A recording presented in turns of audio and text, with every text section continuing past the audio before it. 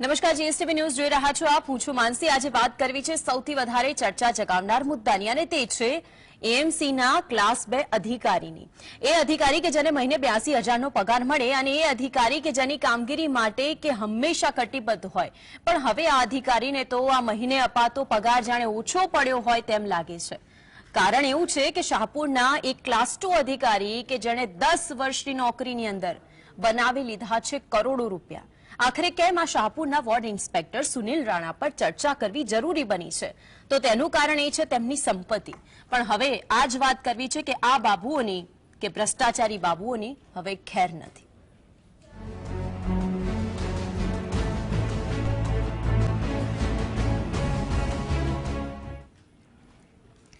એ ભ્રષ્ટાચારી બાબુઓના જે એક પછી એક નામ સામે આવે છે ત્યારે ઘણી બધી ચર્ચાઓ જોર પકડે છે, અને એ ચર્ચાઓ કે આખરે આટલી બધી સંપત્તિઓ તેમની પાસે આવે છે કઈ રીતે.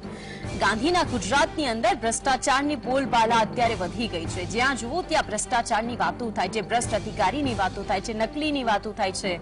એક બાદ એક ભ્રષ્ટ બાબુઓના નામ અને પરચીઓ ખુલી રહ્યા છે.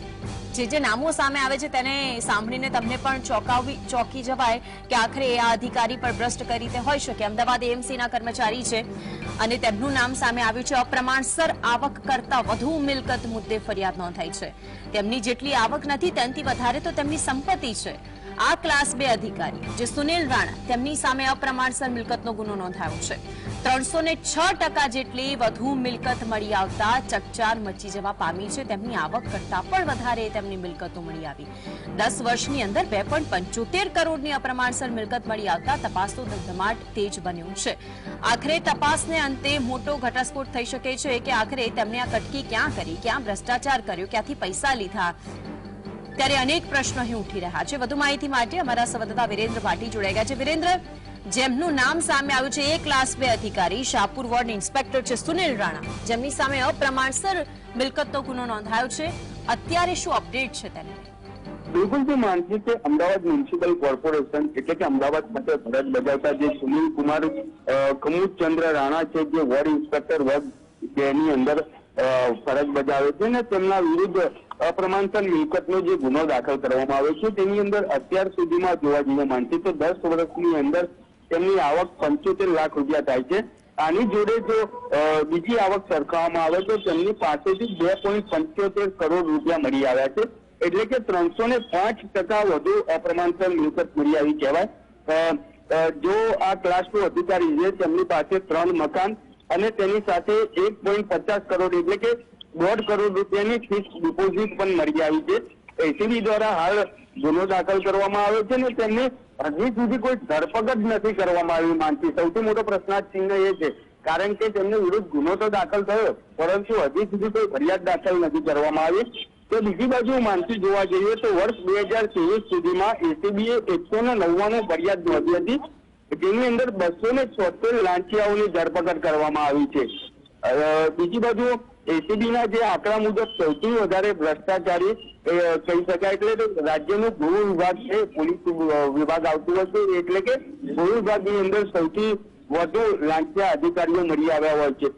ત્યારે સૌથી મોટો સવાલ એ પણ માનસી ઉપસ્થિત થાય છે કે એસીબી દ્વારા વર્ષ 2023ના 199 ફરિયાદ નોંધવામાં આવી, તેની સામે 276 લાંચિયાઓની ધરપકડ. ત્યારે બીજી બાજુ વિગતવાર માનસી વાત કરવામાં આવે તો વર્ગ 1ના 7 અધિકારીઓની ધરપકડ કરવામાં આવી છે અને વર્ગ 2ના 28 અધિકારીઓની ધરપકડ કરવામાં આવી છે. તો તેની સામે સૌથી વધારે આંકડો જે આવી રહ્યો છે તેની અંદર વર્ગ 3ના 130 સરકારી કર્મચારીઓની ધરપકડ કરવામાં આવી છે. એટલે કે કહી શકાય કે જે ઉચ્ચ અધિકારીઓ હોય છે તેમના દ્વારા નીચલા કક્ષાના એટલે કે વર્ગ 3ના અધિકારીઓને વચોટિયા તરીકે, વહીવટદાર તરીકે નિમણૂક કરતા હોય છે, ને તેમના દ્વારા ડાયરેક્ટ રૂપિયા એટલે કે પૈસાની લેતી દેતી કરવામાં નથી આવતી. એટલે અત્યાર સુધી જે આંકડા સામે આવતા હતા ને એની અંદર વર્ગ 3ના કર્મચારીઓ સામે આવતા હતા, એટલે કે ભોગ વર્ગ 3ના કર્મચારીઓ બનતા હોય છે ને સરકારી બાબુઓ પોતાની એસી ચેમ્બરમાં બેઠા બેઠા વહીવટ કરતા હોય છે. માનસી બિલકુલ. વિરેન્દ્ર, જોડાયા તે બદલ આપનો આભાર. તો અમારા સંવાદદાતાએ વિગતો જણાવી કે આખરે ગુનો તો દાખલ થયો પરંતુ હજુ સુધી તેમની ધરપકડ નથી કરવામાં આવી. આખો મામલો શું છે તેની ઉપર એક વખત નજર કરીશું. તો એ આખી ઘટના કે જેમાં અમદાવાદમાં શાહપુર વોર્ડના ઇન્સ્પેક્ટર છે સુનિલ રાણા કે જેમની સામે ગુનો નોંધાયો છે. ગુનો શા માટે નોંધવામાં આવ્યો? તો ગુનો એ હતો કે સુનિલ રાણા સામે અપ્રમાણસર મિલકતનો ગુનો એસીબીએ નોંધ્યો છે. એસીબી અત્યારે ખાસ ઝુંબેશ ચલાવી રહી છે આવા અધિકારીઓ માટે.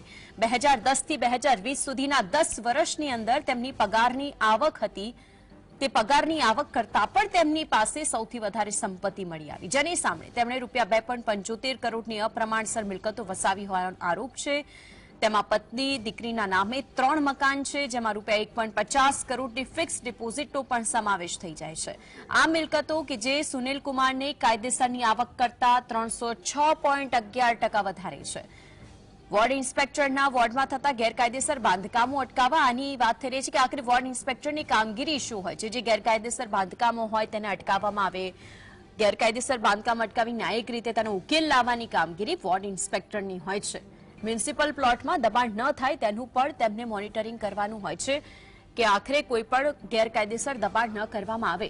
હવે આ વોર્ડ ઇન્સ્પેક્ટરના વોર્ડમાં થતા ગેરકાયદેસર બાંધકામ હટાવવાની કામગીરીની સાથે સાથે જો વોર્ડના જ ઇન્સ્પેક્ટર પોતાની કામગીરીને ન્યાયિક રીતે ન કરે તો આખરે તેઓ શું કરે છે તે તો આપણી સામે છે જ. ગેરકાયદેસર બાંધકામ અટકાવવાનું અને તેનો ન્યાયિક રીતે ઉકેલ લાવવાનો, જેટલી પણ જગ્યા હોય અને તેટલી જગ્યા રહી પરંતુ તેમને ફાળવેલી જગ્યાની અંદર કામગીરી કરવાની, તે રીતે ન્યાયિક ઉકેલ આવે અને વોર્ડના અધિકારી તેઓને સમજાવે, પરંતુ અહીં સમજાવટ બીજી રીતે થાય છે. વોર્ડ ઇન્સ્પેક્ટરના વોર્ડમાં થતા જે ગેરકાયદેસર બાંધકામો હોય, આપે જોયું હશે કે દબાણ હટાવવાની જ્યારે ઝુંબેશ ચલાવવામાં આવતી હોય છે ત્યારે મોટી સંખ્યામાં પોલીસ અધિકારીઓ જોડાતા હોય છે, કારણ કે જેટલા લોકોએ બાંધકામ કરેલું હોય છે તે ગેરકાયદેસર હોય છે, તેઓ પોલીસ ઉપર ન વરસી પડે તે માટે તેમની સુરક્ષામાં બાંધકામ હટાવવામાં આવે. પરંતુ અહીંયા તો એવું થયું, દબાણ હટાવો અને પૈસા કમાવો.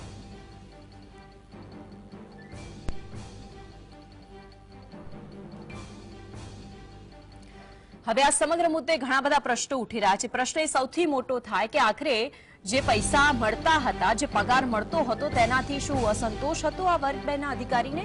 ગાંધીના ગુજરાતમાં કેમ ભ્રષ્ટાચારી બાબુઓ કે જે અત્યારે એકદમ છાકટા બની ગયા છે, કેમ ભ્રષ્ટાચારને અટકાવવા માટે કોઈ જ કડક પગલાં નથી લેવામાં આવતા?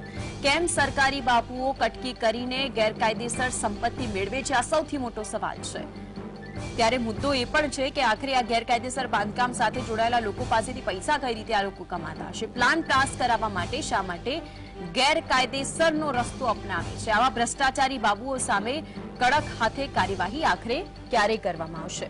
આ સૌથી મોટો સવાલ અત્યારે છે.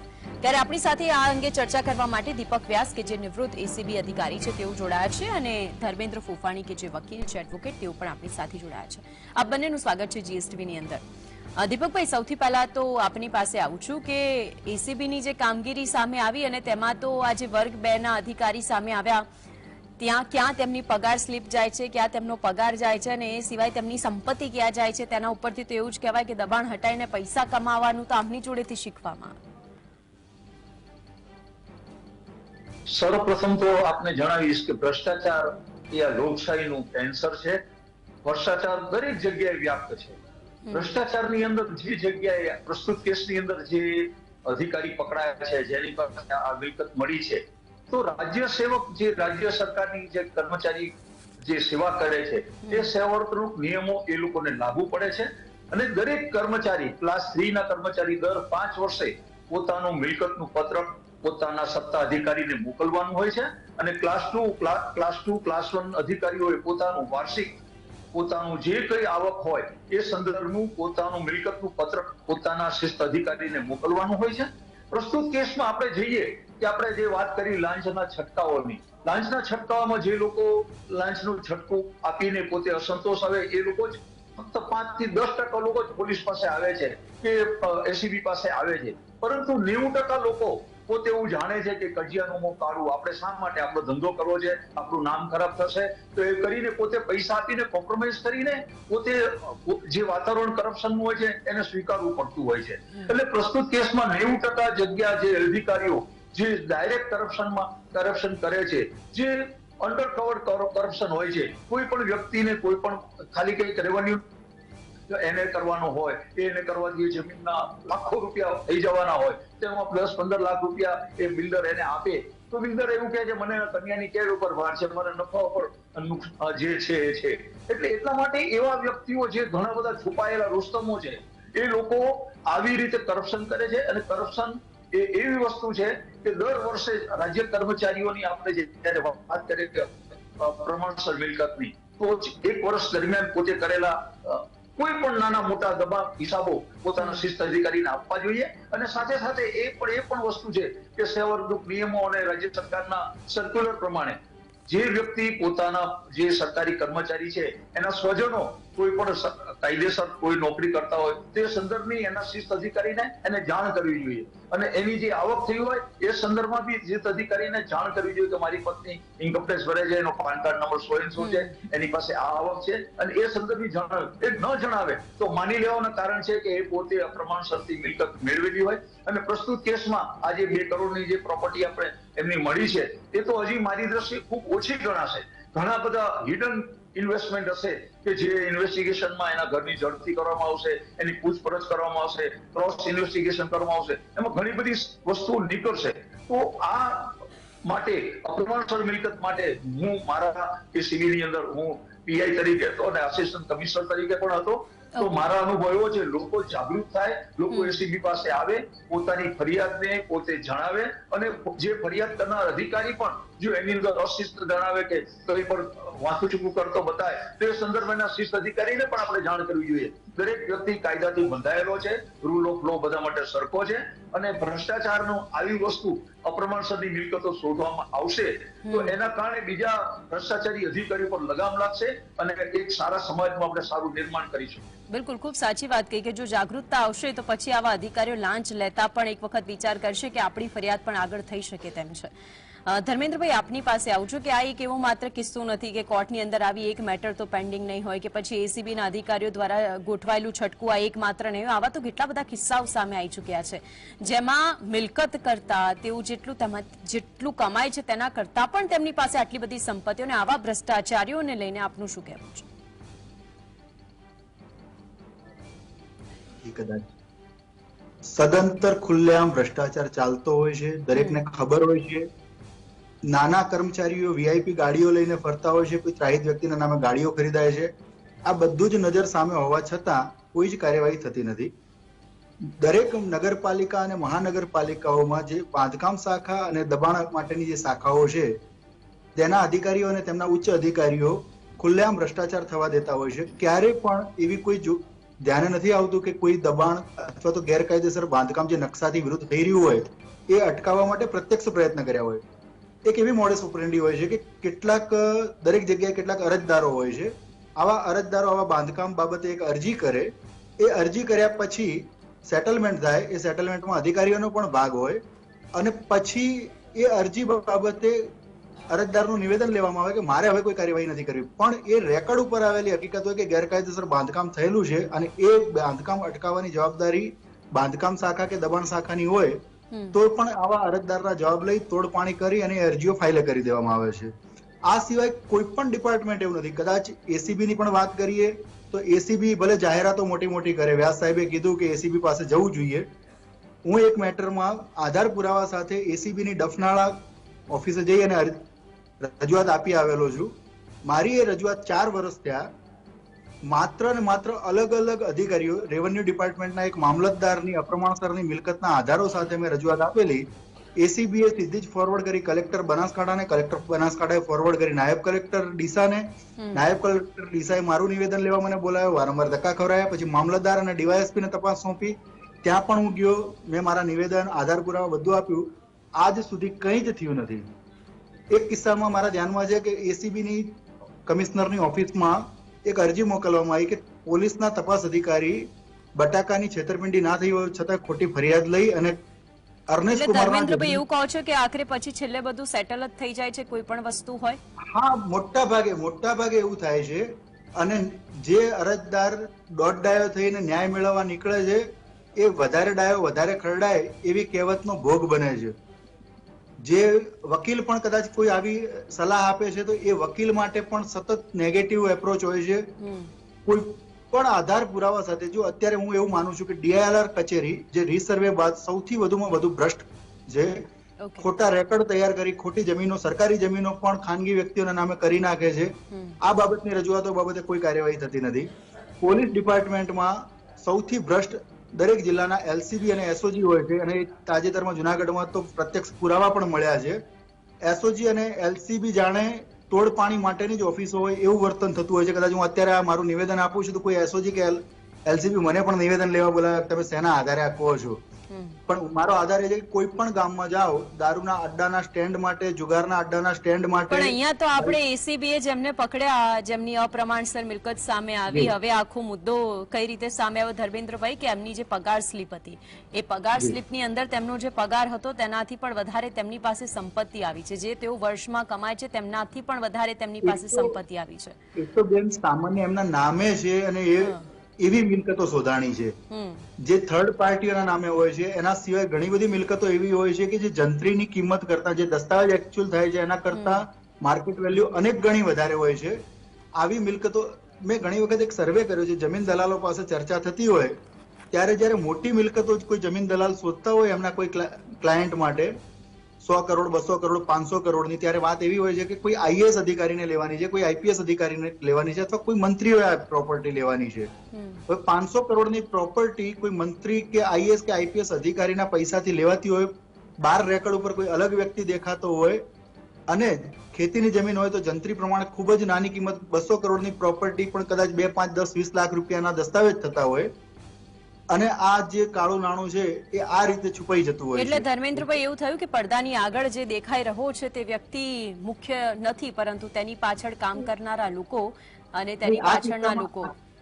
આ કિસ્સામાં તો જે વ્યક્તિ છે એને પોતાના નામે જે મિલકતો ખરીદી છે, જો ખરેખર મિલકતો વેચનારની તપાસ કરવામાં આવે તો એના કરતા વધારે રૂપિયા ચૂકવેલા હશે જેટલા રેકોર્ડ ઉપર બતાવ્યા છે એના કરતા. આપણી જોડે દીપકભાઈ જોડાયા છે, તેમની પાસે જવું છે કે એસીબી ની જે કામગીરી હોય છે. દીપકભાઈ, ખરેખર તો એસીબી અધિકારીની તપાસ જે રીતે થતી હોય કે બેંક સ્ટેટમેન્ટ હોય તેના આધારે જ કરવામાં આવતી હોય છે, તે સિવાય એવા કયા મુખ્ય કારણો હોય છે કે આવા જે અધિકારીઓ જ્યારે પકડાતા હોય તેઓની પાસેની જે સંપત્તિ હોય, ને આપણે ધર્મેન્દ્રભાઈને પણ સાંભળ્યા કે એ એટલી ગૂંચવણ હોય કે કોઈ પણ વ્યક્તિ પોતાની વાત લઈને તો ક્યાં જાય? સર્વપ્રથમ તો ધર્મેન્દ્રભાઈએ જે કહ્યું એસીબી ની અંદર એમને ન્યાય નથી મળ્યો, એ વાત સાથે હું સંમત નથી. એસીબી ની અંદર મેં નોકરી કરેલી છે. એસીબી ની અંદર જે સર્ક્યુલર ને જે કાર્યપદ્ધતિ છે એની અંદર કોઈ પણ નાનામાં નાનો અરજી હોય અથવા ગુનો હોય એ સંદર્ભમાં ચેક એન્ડ બેલેન્સ નિયામક સુધી એ ફાઇલ જતી હોય છે. 10 વ્યક્તિઓ એ ફાઇલને વાંચતા હોય છે અને પછી એ સંદર્ભમાં નિર્ણય લેવાતો હોય છે. એટલે એસીબી ની અંદર કોઈ પણ આવું થવાના હું મારી દ્રષ્ટિએ કોઈ શક્યતા જણાતી નથી. પ્રસ્તુત કેસમાં આપણે જે વાત કરીએ કે એસીબી પાસે આવે છે તો એ પ્રસ્થાપિત સીબીઆઈ ડાયરેક્ટરશ્રીએ અને અધિકારીઓએ એક પ્રસ્થાપિત સર્ક્યુલરો કરેલા છે. એની અંદર કઈ રીતે વ્યક્તિની પ્રોપર્ટી ગણવી અને પ્રોપર્ટીની અંદર જે એસઓઆર પ્રમાણે શેડ્યુલ ઓફ રેટ્સ, ધારો કે કોઈ વ્યક્તિ ભલે મકાન 10 લાખમાં બનાવ્યું હોય પણ એ ઇન્ટિરિયર 50 લાખનું હોય તો આપણે આપણો વેલ્યુઅર એસીબી નો વેલ્યુઅર જઈને એને 10 લાખમાં વેલ્યુ કરે તો એની 10 લાખ વેલ્યુ ગણવામાં આવે છે. અરે આ વસ્તુ છે ને એક એવિડન્શિયલ બાબત છે. એવિડન્શિયલ બાબત કોર્ટની અંદર ટકવી જોઈએ. કોર્ટની અંદર આપણે જયારે પુરાવા રજૂ કરીએ ત્યારે એનો આધાર મજબૂત હોવો જોઈએ અને મજબૂત કેસ કોર્ટમાં મુકાય તો એની સારા પરિણામો મેળવી શકાય. અને સાથે સાથે એ પણ હું કહીશ કે કોઈ પણ વ્યક્તિને આ ધર્મેન્દ્રભાઈને કદાચ પોતે અન્યાય થયો હશે તો એમને હું કહીશ કે ઓફ ધ રેકોર્ડ તમે મારી સાથે આવજો, હું તમારી સાથે નિયામક એસીબી પાસે આવીશ અને તમારા કેસમાં કોઈ પણ તમને અન્યાય થયો હશે તે સંદર્ભમાં હું તમને ન્યાય આપવા જરૂર પ્રયત્ન કરીશ. એસીબી પ્રત્યે કોઈ દિવસ ડાઉટ કરવો એ મારી દ્રષ્ટિએ યોગ્ય નથી. એસીબી ની અંદર જે અધિકારીઓ લેવામાં આવે છે એ પણ ચૂનીને અને સરસ સારા વ્યક્તિઓ જેનું ચારિત્ર સારું હોય, પ્રમાણિક હોય એવા અધિકારીઓ લેવામાં છે. અને દીપકભાઈ, આજે આપણે વાત કરી કે આખરે એસીબી ની કામગીરીને લઈને, પરંતુ આપણે વાત કરેલી કે 1 વર્ષની અંદર અત્યાર સુધી કેટલા એવા કૌભાંડો સામે આવ્યા છે કે કેટલા એવા ભ્રષ્ટ અધિકારીઓ સામે આવ્યા છે. 2023 ની અંદર એસીબી 199 ફરિયાદ નોંધી અને 276 લાંચિયાઓ છે કે જેને પકડી પાડ્યા છે. 2023માં એસીબીએ લાંચ કેસોના 1 કરોડથી વધુની રકમ છે કે જે કબજે કરી છે. અને એસીબીના આંકડા પ્રમાણે સૌથી વધુ ભ્રષ્ટાચાર કે જે ગૃહ વિભાગમાં થાય છે, સૌથી વધારે ભ્રષ્ટાચાર ગૃહ વિભાગની અંદર 2023માં વર્ગ 1ના 17 અધિકારીઓ સામે લાંચ કેસ છે. લાંચિયા અધિકારીઓ 2023માં પકડાયા. વર્ગ 2ના 28 અધિકારીઓ કે જે વર્ષ 2023માં પકડાયા છે. 2023માં વર્ગ 3ના 130 સરકારી કર્મચારીઓ કે જેઓની ધરપકડ કરવામાં આવી છે. આટલા કર્મચારીઓ વર્ગ 4 ની વાત કરી દઈએ, 7 સરકારી કર્મચારીઓ કે જે 2023માં લાંચ લેતા પકડાયા છે. પાછલા વર્ષની અંદર સરકારી બાબુના 104 વચેટિયા પણ એવા હતા કે જેઓ પણ લાંચ લેતા પકડાઈ ગયા છે. ધર્મેન્દ્રભાઈ, જે આખો 1 વર્ષનો લેખ સામે આવ્યો કે આટલા અધિકારીઓને સૌથી વધારે તો ગૃહ વિભાગ સામે આવ્યું કે ગૃહ વિભાગના જ અધિકારીઓ આટલા લાંચિયા છે, આટલા કેસ જે સામે આવ્યા છે, તમારું શું કહેવું છે? ગૃહ વિભાગ સિવાય પણ ગૃહ વિભાગ મતલબ પોલીસ ડિપાર્ટમેન્ટ ને ડાયરેક્ટ જ પબ્લિક સાથે કન્સર્ન હોય છે એટલે તરત પકડાય છે. R&B થી માંડીને બીજા અનેક ડિપાર્ટમેન્ટ એવા છે કે જે કોન્ટ્રાક્ટરો કામ કરે એ કોન્ટ્રાક્ટરો હલકી ક્વોલિટીનું કામ કરે અને એમની પાસેથી લાંચ લેવાતી હોય એટલે તેરી બી ચૂપ ઓર મેરી બી ચૂપ જેવું ચાલતું હોય છે એટલે એ પકડાતા નથી. બાકી તો દરેક રાજ્યની આપણા રાજ્યની દરેક જે બોર્ડર છે બીજા રાજ્ય સાથે કનેક્ટેડ, ત્યાં ક્યારેય પણ ગાડી લઈને નીકળો બેન, 100% પોલીસના હપ્તાખોર ખાનગી માણસો ઉભા રહી અને ટ્રકો પાસેથી હપ્તા ઉઘરાવે છે. સરકારી કચેરીઓ, કલેક્ટર ઓફિસો, મામલતદાર ઓફિસો, DLR કચેરી અને બીજી ઘણી બધી કચેરીઓમાં જે સરકારી ઓફિસર જ નથી એવા લોકો કાયદેસર ટેબલ ઉપર બેસી અને કામગીરી કરતા હોય છે. પણ એસીબી ની નજરે આ નથી આવતું. સાહેબે મને એવું કીધું, બહુ સરસ વાત કરી કે એસીબી ની SOP બહુ સારી છે, કાગળ ઉપર તો 100% છે અને કદાચ સાહેબ નોકરી કરતા હતા એ દરમિયાન એટલું ચુસ્તતાથી પાલન થતું હશે. મારી પાસે એવા રેકર્ડ ઉપર કાગળો છે કે જો 10 અધિકારીઓ તપાસતા હોય અને એસીબી ના જે નિયામક સાહેબ છે એ એવી અરજી કે જેમાં પોલીસે ખોટી રીતે ધરપકડ કરવાની અને ખોટી રીતે ફરિયાદ નોંધવાની ધમકી આપી છે અને એમાં બટાકાને લગતી છેતરપિંડીની મેટર છે, એવી અરજી IG કચ્છ ભુજ રેન્જને એવા શેરા સાથે મોકલી આપેલ છે કે આમાં રિક્ષા ડ્રાઈવરને માર્યાની હકીકત જણાવેલી છે. તો 10 અધિકારીઓ શું ચેક કરતા હશે ને અત્યારના એ અધિકારીઓની કાર્યક્ષમતા શું એ પણ વિચારવા જેવી વાત છે. સાહેબ જયારે નિવૃત્ત થયા એના પહેલા કદાચ બહુ સરસ રીતે કામગીરી ચાલતી હશે, SOP પણ સારી બનેલી છે, બધું જ છે, પણ કાગળ ઉપર હોય છે. જો 10 અધિકારીઓ ચેક કરે અને રિક્ષા ડ્રાઈવરને માર્યાની આખી વાત જ ના હોય એવા વાતમાં રિક્ષા ડ્રાઈવરને માર્યાની હકીકતના શેરા સાથે અરજી ફોરવર્ડ કરી દેતા હોય તો કાર્યક્ષમતા પણ વિચારવી પડે. બીજી વસ્તુ, મને કોઈ અન્યાય નથી થયો. મારા ધ્યાને કોઈ મામલતદાર તેમના ભાઈના નામે ખાનગી મિલકતો ખરીદી છે ધ્યાનમાં આવી, ચેકથી પૈસા જે ચૂકવાના છે મામલતદારની પત્નીના એકાઉન્ટમાંથી ચૂકવાના છે, આ બધા જ આધાર પુરાવા સાથે મેં એસીબી ને પણ ધર્મેન્દ્રભાઈ, આ બધા અધિકારીઓ જ કેમ સામે આવતા હોય છે? પોલીસ ઇન્સ્પેક્ટર અધિકારીઓ જૂનાગઢનો તોડકાંડ આપણી સામે છે, હજુ તો એની પણ તપાસ ચાલી રહી છે. એમાં તો જે નામો સામે આવ્યા છે એ નામોથી તો આપણને એવું થશે કે એ લોકો તો ફોન ઉપર કોઈ આમ ઓછી રકમ સિવાય વાતો પણ નતા કરતા. આ એ અધિકારીઓ કે જે આપણી સાથે જોડાયેલા છે. બિલકુલ સાચી વાત છે બેન. પહેલી વસ્તુ એ છે કે ગુજરાતમાં હજુ સુધી લોકાયુક્તની નિમણૂક નથી થઈ, એટલે જ્યારે પણ ભ્રષ્ટાચારની વાત આવે છે ત્યારે લોકાયુક્ત જો તપાસ કરતા હોય તો ઘણી વધારે સારી રીતે કામગીરી થઈ શકે. એસીબી દ્વારા છૂટક કામગીરી થાય છે, પણ એસીબી પાસે પણ લિમિટેડ સ્ટાફ છે. એસીબી એવી કોઈ તપાસ નથી કરતું કે જ્યાં દાખલા તરીકે સરકારી જમીન છે ત્યાં ખાનગી જમીન બેસાડી દીધી. હવે એ બાબતમાં જો રજૂઆત કરવામાં આવે તો એસીબી એવી બાબતમાં કોઈ કામગીરી કરતી હોય એવું હું નથી માનતો. જો આવી જમીનો બાબતે કલેક્ટર તપાસ કરવાનું કહેવામાં આવે તો કલેક્ટરો પણ ગોળ ગોળ જવાબો કરી અને અરજદારોને થકવી નાખતા હોય છે. આવા ઘણા બધા ઇસ્યુ છે. પોલીસ ડિપાર્ટમેન્ટમાં પણ અરજીના સ્વરૂપે કોગ્નિઝેબલ ગુનાની ફરિયાદો અરજીના સ્વરૂપે રાખી અને મોટા પાયે તોડપાણીનો ધંધો ચાલે છે. તો એ કોગ્નિઝેબલ ગુનાની ફરિયાદ કોઈ પણ પોલીસ સ્ટેશનમાં FIR તરીકે કેમ નોંધ્યા વગર અરજદારોને બોલાવવામાં આવે છે? કિસ્સો મારા ધ્યાનમાં એવો છે કે બળાત્કારની અરજી લઈ હની ટ્રેપનો કિસ્સો જતો ખરેખર તો. પણ ધર્મેન્દ્રભાઈ, આપણે જે મુદ્દાની વાત કરી અને મુદ્દો હતો સુનિલ રાણાનો કે આખરે તેમની પાસેની આટલી મિલકતો તેમના પગાર કરતા વધી કઈ રીતે? આપે આપનો જે પક્ષ મૂકે, આપે જે કહ્યું, અને દીપકભાઈ આપ પણ જોડાયા અને આપે પણ આપની જે માહિતી આપી તે બદલ આપ બંનેનો આભાર. આખરે જે આ સુનિલ રાણા છે તે ચર્ચામાં એટલા માટે આવ્યા છે, જે ફોટો આપ જોઈ રહ્યા છો ટીવી સ્ક્રીન પર એ સૌથી પહેલા આપણે બતાવી રહ્યા છે એ જ સુનિલ રાણા કે જેમની પાસે અપ્રમાણિત મિલકતનો ગુનો નોંધવામાં આવ્યો છે. હવે એવું થાય કે જ્યારે વોર્ડ ઇન્સ્પેક્ટર પોતાની કામગીરી અને દબાણ હટાવવાની કામગીરીની અંદર જ તેઓ એવું કહેતા હોય કે અહીંથી જ આપણને લાંચ મળીને આપણે તો પૈસાદાર બની જઈશું, ભલે પગાર તો પડે જ છે પણ બાજુમાં બીજી ઇન્કમ પણ ચાલુ જ છે. તો પ્રજા છે એ પ્રજાનો પણ થોડો ડર રાખવો સારું, નહીંતર આ જ પ્રજા કે જે તમને લાંચ આપતા અટકતી નથી એ ત્યારે તમને મારતા પણ નહીં જ અટકે. આ સાથે ન્યૂઝ બુલેટિનમાં હાલ બસ આટલું જ.